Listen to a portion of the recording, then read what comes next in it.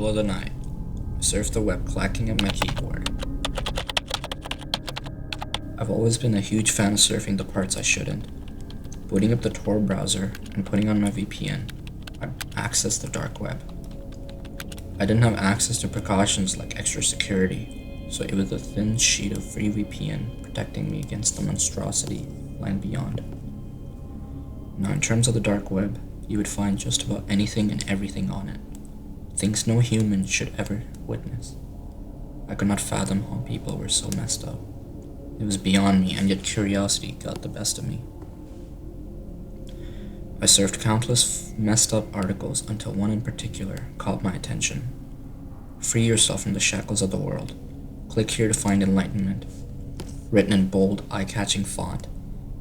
I hesitantly clicked on it, but if only I knew how much I regret it.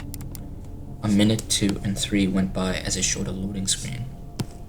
But I wouldn't exactly call it a loading screen. It was just an eye staring at me. I could not help but stare back at the eye on the monitor screen as I waited for something to show up.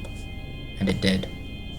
Not on my screen, but rather on the dark reflection right beside me.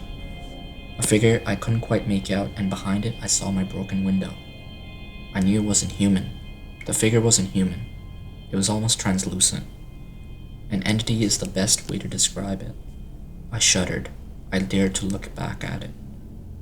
There was nothing but darkness, and with the faint light of my monitor screen, I saw nothing. Looking back at my monitor screen, with the eye yet again staring at me, I thought it was just mind games, but that was until I heard scratching. I turned back, got up, and made my way toward the light switch. I fumbled in the dark to find the switch, and I froze. My hand lay upon what wasn't the light switch, it was another hand. I jolted backward, and my heart was nearly caught up in my throat. I rushed back to my monitor in hopes that closing it will make it go away. Stupid decision. Not only did I expose myself in the monitor light, but my attempt at finding the X button dwindled down the drain. I tried everything. Escape, Alt 4, nothing worked. I desperately tried everything, and as a last attempt, I pulled out the computer cords, and it hit me.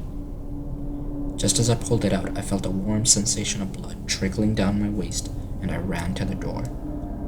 It was dark, but my muscle memory paved the path. I tried yanking the door, but to my horror, it was closed from the outside.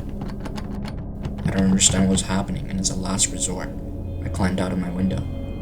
Thankfully, it was right on the ground, but perhaps it being that way was what had caused it to break in. I ran banging on my neighbors' doors, clawing at them in hopes anyone will open up. I couldn't stay waiting in one place as I knew it was following me, lurking behind me and savoring my fear while it hunted me down.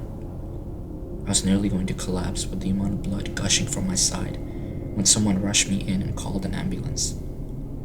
Once I was in their house, I felt its presence fade away and I could finally breathe, but it hurt to breathe. My hand was grasping the wound, trying to make it stop. I didn't want to die. Not like this.